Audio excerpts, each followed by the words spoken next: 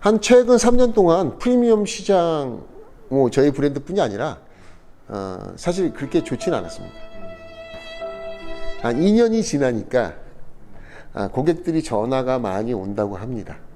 그리고 시공도 지금 작년에 비하면 4배 정도.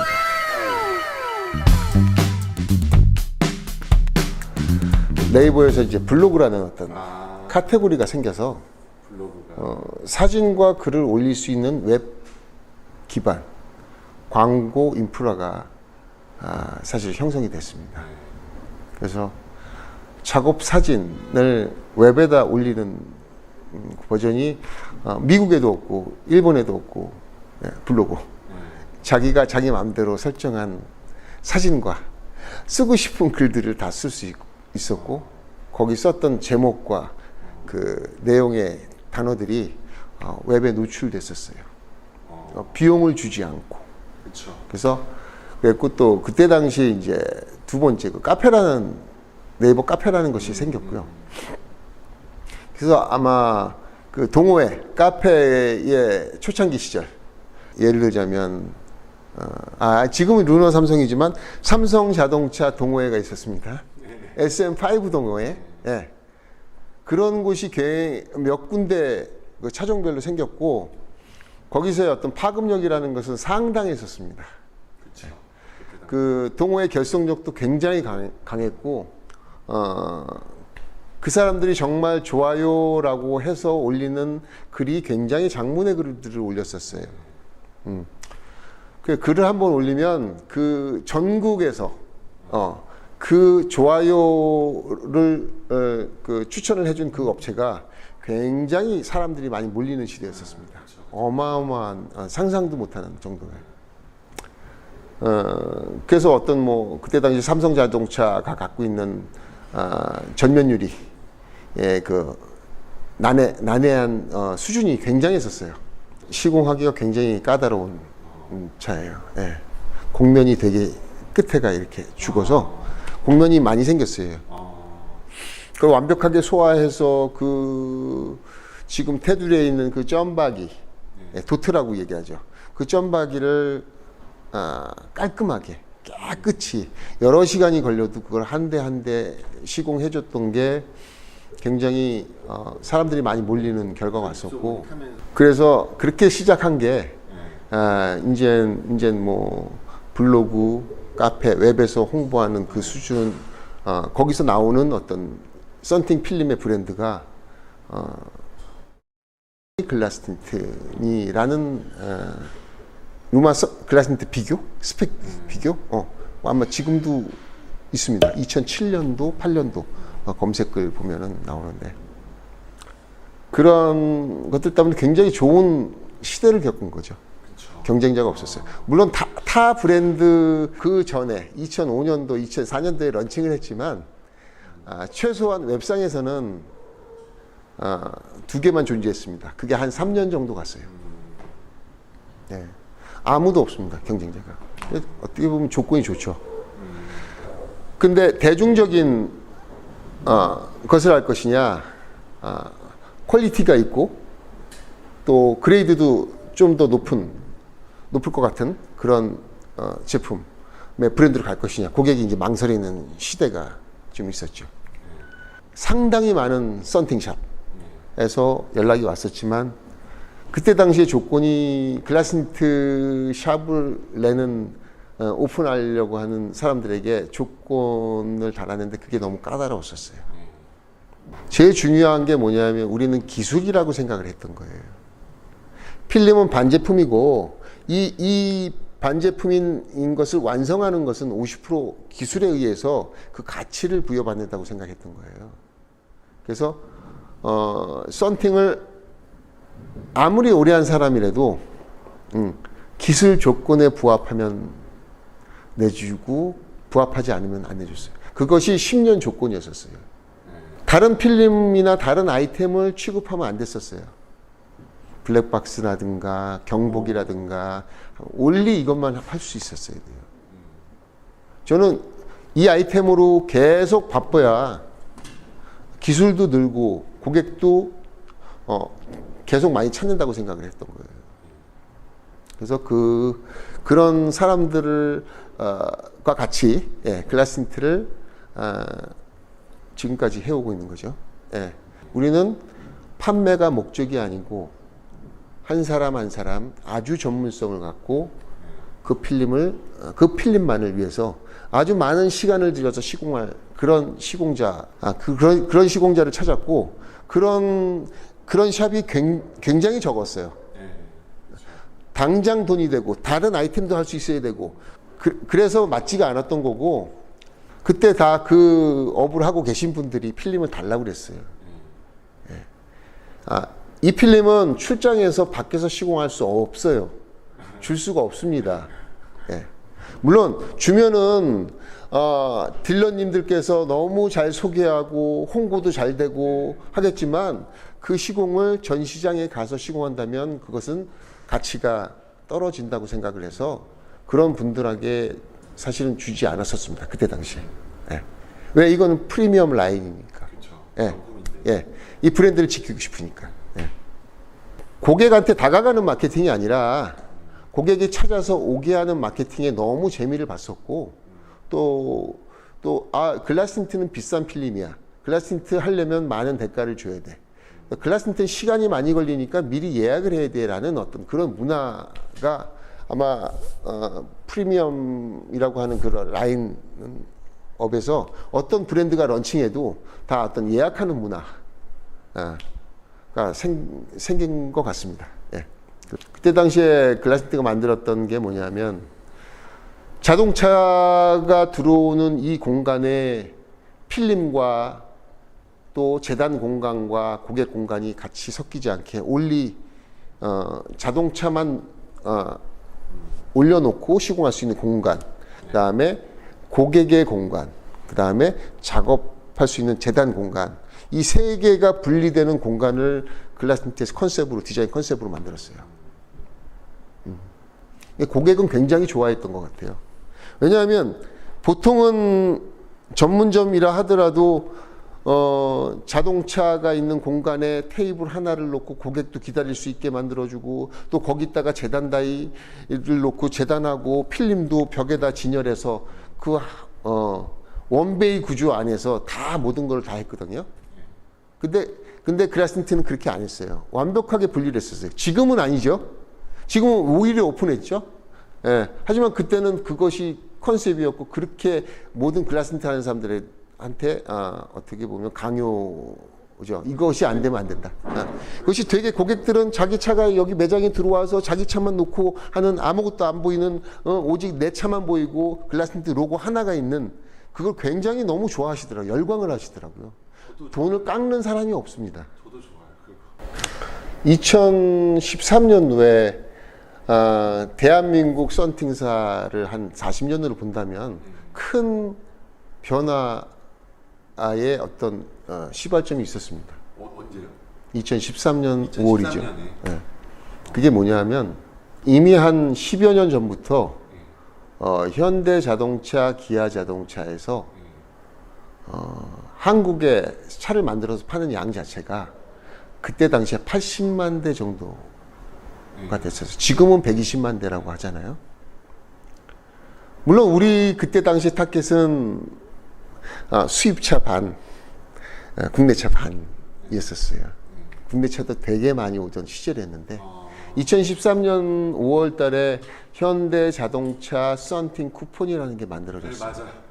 그게 뭐냐면 차를 사면은 쿠폰을 주죠. 쿠폰을 주는데 썬팅 하실래요? 용품 받으실래요? 쿠폰이 선택할 수 있는 그런 게 생겼어요. 그래서 대부분 용품은 실용성이 없는 용품들이었고 그렇죠. 대부분은 썬팅이 필요했으니까 썬팅을 선택하게 된 거예요. 필수적인. 그 쿠폰 시스템이 생기면서 우리에게 오던 국내 차가 첫 달, 둘째 달, 셋째 달이 지나면서 없어지는 결과가 된 거예요. 그렇죠. 네. 그러면서 수입차 쪽으로 치중하게 된 배경이 된 거죠. 글라스틴트가.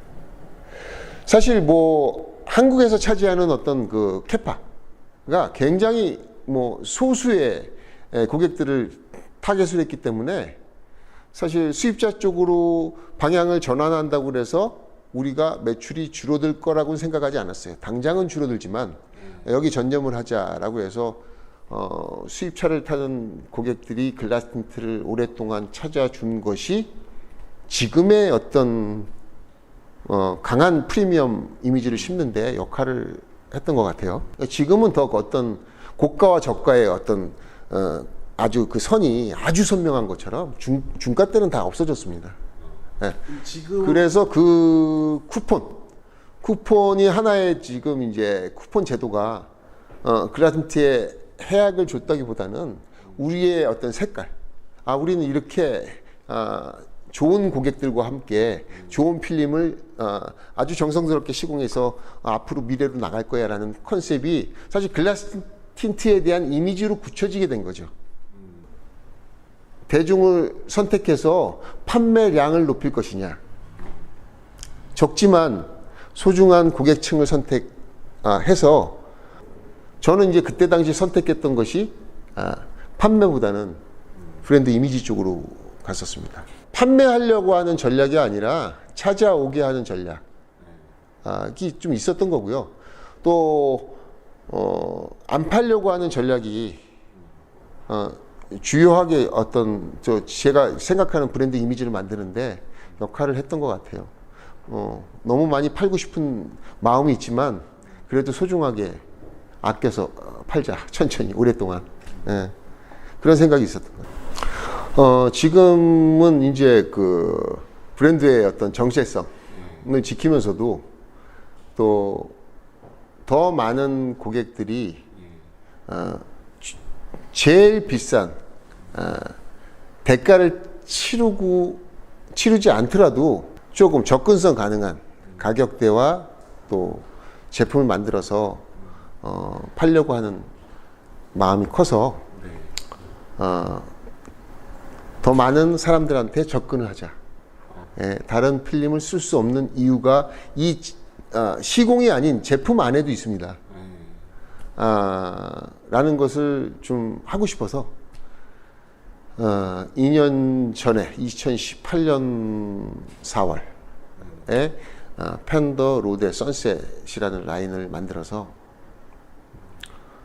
접근 가능한 가격대와 또 그 가격대 대비 더 좋은 품질로 만들어서 고객들한테 접근 가능하도록 많은 업체들을 선정해서 공급을 하고 있습니다. 지금은. 그동안 13년 동안 브랜드를 유지하는 방법은 아주 좋은 정성과 제품, 브랜드 이미지를 세워서 소수의 사람에게 해줬지만 지금은 너무 많이 있어서 그 업체를 찾아내는데 구분할 수 있는 어떤 판단력이 생기기 쉽지 않습니다. 맞아요. 지금은 글라스틴트의 좋은 필름을 팔기 위해서 더 많은 사람들한테 소개해야 된다고 생각합니다. 그래서 샵 450개 정도 되죠. 그래서 프리미엄 라인을 팔 수 있는 프리미엄 마스터, 멀티 마스터, 그리고 많은 대중들한테 팔 수 있는 다른 브랜드들 제품들을 쓰고 있으면서 우리 제품도 쓸 수 있는 그런 휴먼 리테일이라는 샵에 필름을 공급을 해서 지금 실제로 전국에서 또 전시장에서 일반 고객을 상대로 되게 많은 시공들이 이루어지고 있는 상황입니다. 당연히 그런 어떤 손실이 있죠. 네. 시간이 1년 지나고 2년 지나고 3년 지나면서 그 프리미엄을 팔 수 있는, 소개할 수 있는 루트가 굉장히 좁아졌어요. 굉장히 좁아졌어요. 또 프리미엄이라고 얘기하는 사람들이 너무 많아진 거죠, 세상에. 프리미엄 썬팅을 치니까 너무 검색 결과가 너무 많은 거예요. 그래서 포기하고 그냥 어디서 들어봤던 브랜드, 뭐 SL 뭐 여러 개 있어요. 그냥 거기로 가게 되는 거예요. 그렇다면 어떻게 해야 될까 고민을 많이 했습니다. 일단은 지금도 현존하는 최고의 프리미엄 브랜드라고 생각을 하고 있습니다. 한국 시장에 프리미엄이라는 단어가 생기기 전에 그냥 글라스틴트는 제일 비싼 필름 팔고 있는 오래전부터 2009년도 8년도부터 100만 원짜리 이상의 필름을 매일매일 시공하는 브랜드였었습니다. 그것을 유지하려니까 어느 정도 타협을 해야 됩니다. 이거를 계속하려면 일단 많은 사람들한테 중하위 라인을 만들어서 소개를 하고 정말 시공되는 사람들도 많이 생겨야 된다고 봅니다. 지금의 환경이 그렇게 변했습니다. 이미지가 조금 깨지는 한이 있어도 지금 현재 좋은 어떤 컨셉을 계속 유지하고 싶으면 타협을 해야 된다고 생각하고 어느 정도 타협을 한 거죠. 한 최근 3년 동안 프리미엄 시장 저희 브랜드뿐이 아니라 사실 그렇게 좋지는 않았습니다. 왜냐하면 프리미엄이라고 하는 그 라인업이 할인 폭이 너무 큰 거예요. 우리는 계속 정가를 하고 있었고요. 솔직히 말씀드려서 우리는 매출 최악인 3년을 겪었습니다. 그들은 당장 이 좋은 것을 할인을 최대로 많이 받아서 하고 싶은 마음이 있어요. 저는 그거를 깨고 싶지가 않았어요. 지금 앞으로도 깨고 싶지 않고. 그러다 보니까 시공점에 오는 우리 글라스틴트 전문샵에 오는 개수가 최근 3년 동안 계속 줄었습니다. 펜더로드의 선셋을 하고 한 2년이 지나니까 고객들이 전화가 많이 온다고 합니다. 그리고 시공도 지금 작년에 비하면 4배 정도. 작년에 비하면. 근데 작년에는 안 그랬어요. 2년이 지난 시점에서 만 2년이 지난 시점에서 4배 정도 더 시공을 하고 있습니다. 실제로. 다양한 로컬에서 시공샵에서 다양한 자기만의 루트가 있잖아요. 판매 루트, 판매 인프라죠. 그냥 그 사장님만 보고 오는 고객들, 또 그 사장님만 찾아오는 딜러분들, 또 그 세차장만 찾아오는 세차 고객님들, 다양한 고객층에 접근 가능한 어떤 고사양입니다. 근데 저가 라인이라고 볼 수는 없어요. 사양이나 가격대가 저가는 아닙니다. 다른 회사의 중간 이상 그레이드입니다. 다양하게 접근시키고 싶은 마음이, 다양한 곳에 접근시키고 싶은 마음이 있죠. 지금은. 좋은 필름을 만들어서 아주 좋은 시공 서비스를 제공하는 것이 글라스틴트의 마음이고, 또 앞으로 오랫동안 가고 싶은 글라스틴트의 전략이기도 합니다. 한번 경험해 보시면 너무 좋겠다는 생각을 해서 또 오늘 또 옛날 이야기도 해봤고요. 또 브랜드가 어떤 정신으로 만들어졌는지 여러 가지 이야기를 같이 해봤습니다. 찾아주신다면은 저는 좋은 품질과 시스템으로 오랫동안 여러분 앞에 다가갈 수 있으니까 여러분들 많이 도와주세요. 감사합니다.